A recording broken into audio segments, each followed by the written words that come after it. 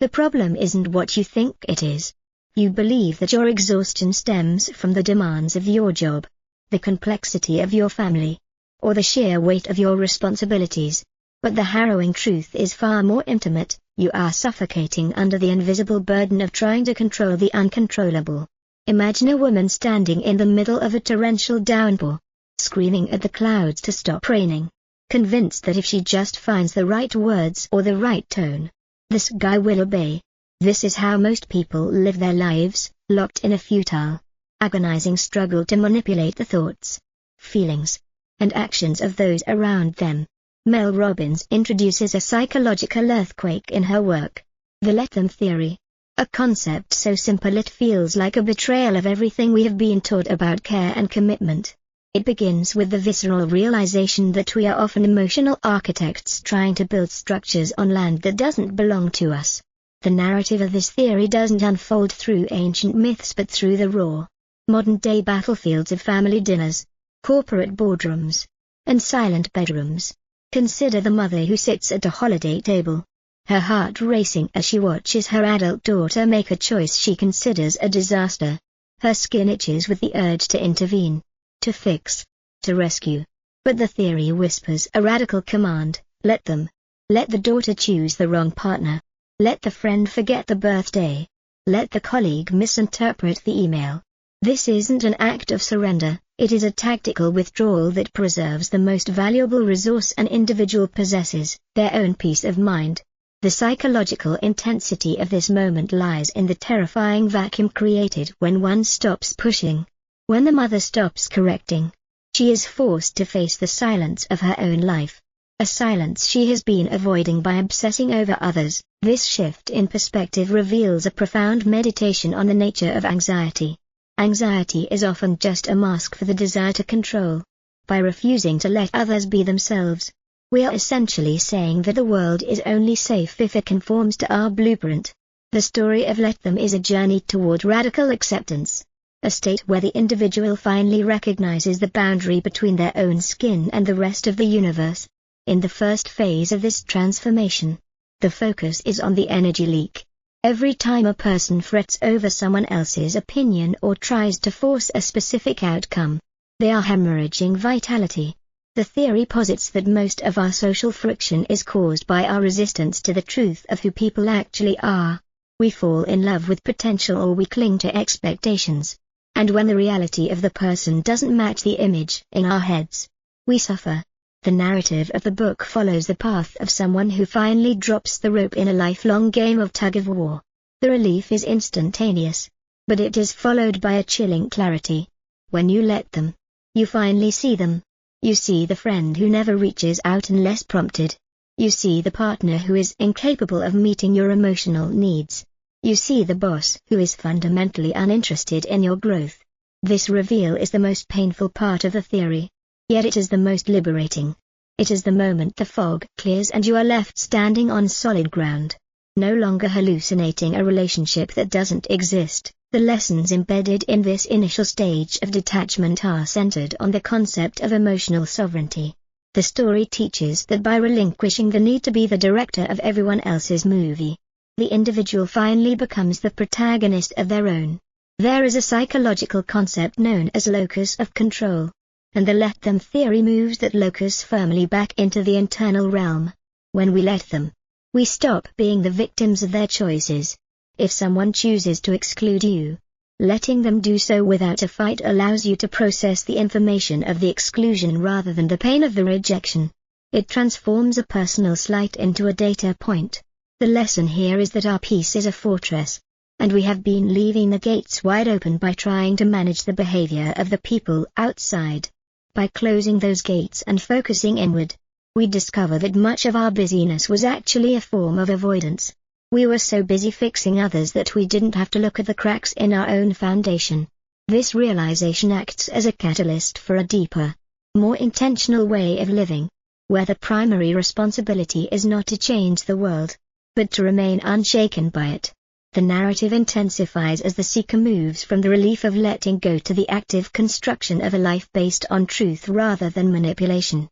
The struggle is no longer with the clouds, but with the habit of looking at the sky for permission to be happy. As the journey continues, the let them theory begins to dismantle the complex web of conditional happiness. We have been conditioned to believe that our well-being is a collaborative project, dependent on the approval and cooperation of our social circle. This narrative arc follows the individual as they break this dependency. Imagine a professional who has spent years tailoring their personality to fit the unspoken expectations of a corporate culture, only to realize that they are still not enough. The theory intervenes at the moment of peak burnout. It suggests that the professional should simply let them think what they want. Let them think the person is too loud, too quiet, too ambitious, or not ambitious enough. The moment the individual stops trying to curate their reputation, a strange thing happens: they become authentic. And authenticity, while it may polarize, is the only state in which true power resides. The story here is one of reclaiming the self from the committee of public opinion. This requires a brutal honesty about why we were trying to control others in the first place. Was it out of love? Or was it out of a desperate need for safety? Most controlling behavior is actually a trauma response, a way to ensure that nothing unpredictable happens. But life is inherently unpredictable, and the let them approach is the ultimate training in psychological resilience. It prepares the individual to stand in the center of a storm and not lose their footing, because they are no longer trying to hold up the sky. This part of the narrative explores the architecture of the reveal. When you step back and allow the world to function without your constant tinkering, the true nature of your environment is exposed. This can be devastating. The story describes the heartbreak of a man who stops reminding his siblings to visit their aging parents, only to find that they never show up. The let them theory forces him to sit with the reality of his siblings' indifference. He can no longer hide behind his own efforts to make the family work. This is the truth phase. It is the dark night of the soul where the illusions of harmony are stripped away. However, the lesson learned is that a painful truth is always superior to a comfortable lie. Only by seeing the siblings for who they truly are can the man decide how to move forward, perhaps by focusing his energy on the parents himself, rather than wasting it on resentment toward his brothers. The theory teaches that letting them is the only way to get the information you need to make the right decisions for your own life. It turns the world into a laboratory of human behavior where you are the observer, not the janitor. This shift in role, from janitor to observer, is the key to emotional maturity.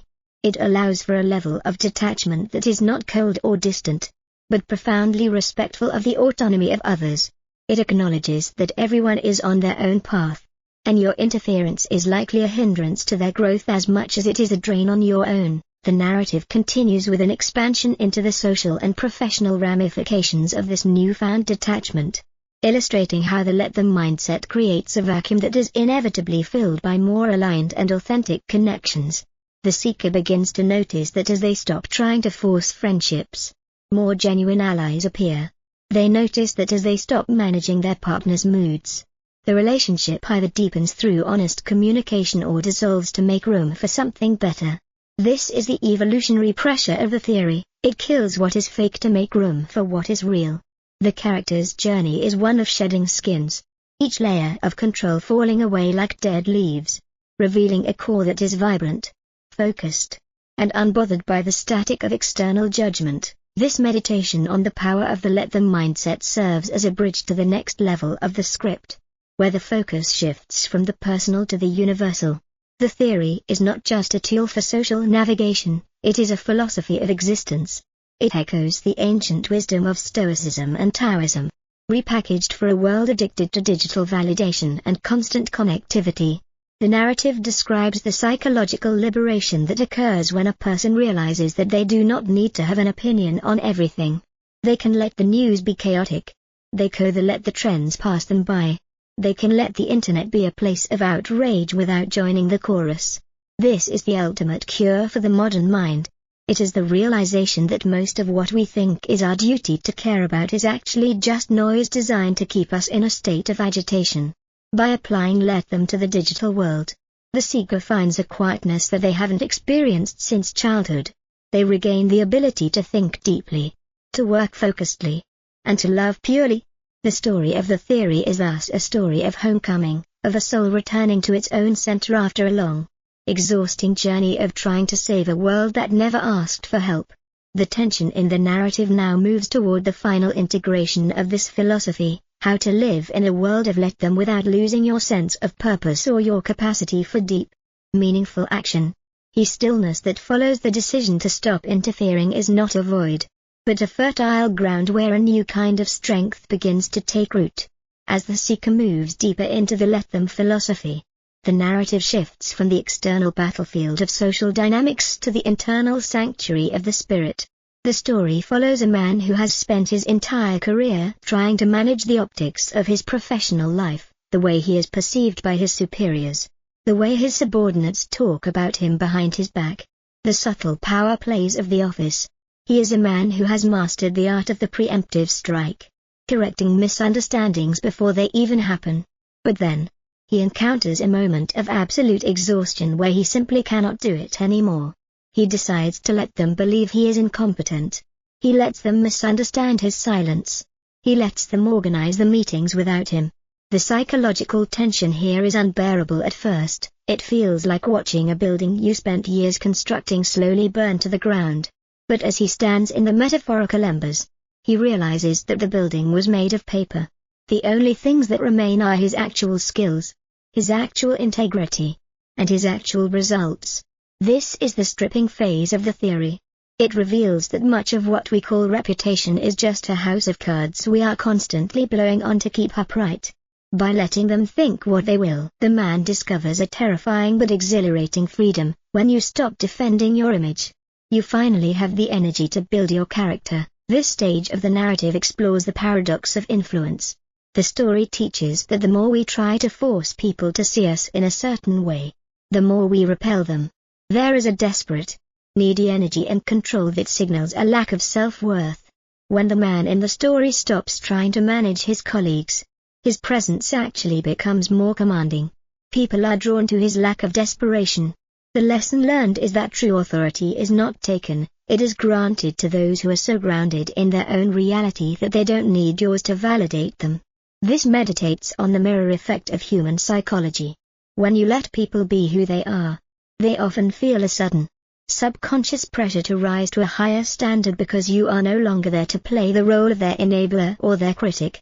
The story illustrates this through a woman who stops managing her partner's health. For years, she was the one scheduling his appointments and hiding his cigarettes. When she finally says, "Let him take care of himself," she has to endure a sight of him making poor choices. But months later, she sees him making his first doctor's appointment on his own. Because she stepped back, he was forced to step up. This is the rescuer's trap. We think we are being helpful, but we are actually robbing others of the dignity of their own growth. By letting them, we return our life to them, which is the greatest gift of love one can offer. The psychological depth of this segment lies in the confrontation with the shadow of care. We often use the word care as a euphemism for control. We say I care about you when we really mean I am afraid of how your choices will make me feel. The narrative forces the seeker to be brutally honest about this distinction. The woman who let her partner manage his own health had to admit that her care was actually a way to manage her own fear of widowhood. When she acknowledged this, the let them theory became a spiritual practice of trust. It is the trust that the universe, and other people, can handle their own destiny without our constant supervision. This leads to the integration of agency, where the seeker learns to distinguish between their business, the universe's business, and my business. Most of our suffering occurs when we are mentally living in everyone's business but our own. The story follows the seeker as they clear the clutter of other people's lives out of their mental space. They find that they suddenly have time to pursue a long-lost hobby, to exercise, to pray, or simply to sit in silence. This is the recultivation of the self.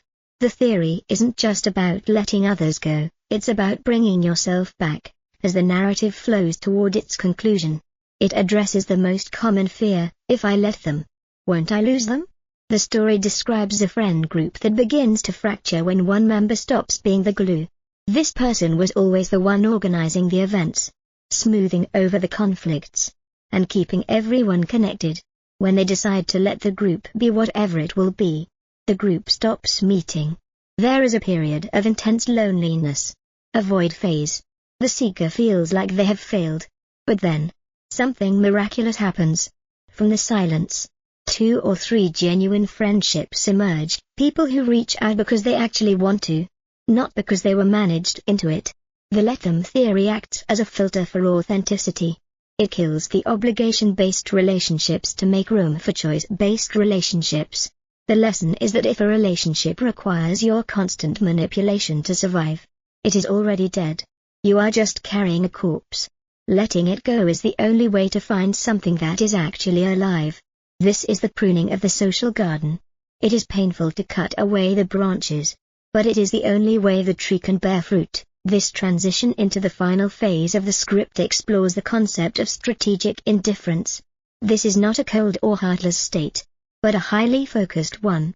The narrative describes a leader who uses let them to manage a high-stakes crisis, while everyone around them is panicking and trying to control the uncontrollable variables of the market. This leader lets the market be volatile. They let the competitors make their moves. Instead of reacting to every spark, they focus entirely on the one thing they can control, the quality of their team's response. This is the eye of the hurricane mentality. It teaches that in a world of total chaos, the person who can let the chaos happen without being consumed by it is the one who ultimately wins. The story of the theory becomes a story of radiant presence. The seeker is no longer a person who reacts, they are a person who is. They have stopped being a billiard ball knocked around by the cues of others and have become the table itself. This is the ultimate psychological evolution, the move from reactive living to proactive being. The tension in the story now reaches its peak as the seeker prepares to apply this philosophy to the final, most difficult territory, the relationship with their own past and their own perceived failures. The let them theory finally turns inward. The seeker must let their past selves have made those mistakes. They must let their younger self have been foolish, or hurt, or misguided. They must let the versions of themselves that other people still hold in their minds exist without trying to correct them. This is the self-forgiveness phase. The narrative describes the profound relief that comes when a person stops trying to rebrand their history. They stop saying I should have known better and start saying I let that version of me exist. This creates a psychological unity that was previously impossible. By letting all the fragmented, embarrassing, and painful parts of their story exist without judgment, the seeker becomes a whole person. The let them theory is thus revealed to be the ultimate tool for radical self-integration. It is the end of the internal civil war. The character's journey is no longer about finding a way to be better, but about finding a way to be here. This leads us to the final summit of the book's message, the realization that when you let the world be exactly as it is, you are finally free to be exactly who you are. The narrative now prepares to deliver the final, weighty realization that ties every story, every lesson, and every tear together into a single, unbreakable truth about the human experience. The narrative reaches its ultimate peak as the let them philosophy moves beyond mere social strategy and into the realm of existential liberation. The story culminates in the life of an individual who has finally stopped being an emotional hostage to the expectations of the world. In this final stage, the seeker experiences what can only be described as a psychological rebirth. For decades, they lived as if they were walking on a tightrope, terrified that one wrong move, one misunderstood word, or one disapproved choice would lead to total collapse. But through the practice of letting them, they have discovered that there is no tightrope, there is only the ground. They realized that the approval they were chasing was a mirage that moved further away the faster they ran toward it. The story follows this character as they enter a room full of people who might judge them, and instead of the old, familiar tightening in the chest, they feel a vast, cool spaciousness. They let the judgmental cousin whisper. They let the skeptical former boss doubt. They let the world be as messy and imperfect as it chooses to be. And in doing so, they find they are finally, for the first time, truly alive. This final segment of the book's journey serves as a masterclass in the power of non-resistance. The story teaches us that we spend 90% of our emotional energy fighting battles that have already been lost. We fight the fact that our parents didn't love us the way we needed. We fight the fact that the promotion went to someone else. We fight the fact that time is passing. The let them theory is the white flag that wins the war. It is the realization that acceptance is not a sign of weakness, but the highest form of psychological intelligence. By letting the past be the past, the seeker stops bleeding into the present. The narrative describes a moment of profound clarity where the seeker looks at their own life and realizes that they are no longer waiting for anyone's permission to exist. They have reclaimed their mental real estate. The space that was once occupied by the squatters of other people's opinions is now a garden of their own making. This is the sovereignty of the soul. A state where you are no longer a reaction to the world, but a contribution to it. The lesson learned here is that the most influential person in the room is always the one who needs nothing from anyone else. By letting them, you become untouchable. Not because you are cold, but because you are complete. The core message of the let them theory is a radical call to return to the only territory you actually own, yourself. Mel Robbins intends to convey that our obsession with controlling others is a form of self-abandonment. Every moment you spend trying to manage someone else's journey is a moment you are absent from your own. The book reveals that true peace is not the absence of conflict or the presence of total agreement, but the ability to remain centered while the world chooses its own path. It is a philosophy of profound respect for your own limits and respect for the autonomy of others. It teaches that the greatest act of love is to let people be exactly who they are. And the greatest act of self-love is to let yourself be okay with that. The narrative concludes with the understanding that when you stop trying to hold the world together, you finally find out what it feels like to be held by it. You learn that you are not the manager of the universe, but a guest in it, and that your only true duty is to show up as your most authentic, unburdened self. The journey of Let Them is the journey from the prison of should to the freedom of is. Providing a blueprint for a life where your happiness is no longer a hostage to the behavior of others. The ultimate freedom is not getting everyone to agree with you, but reaching a point where you no longer need them to.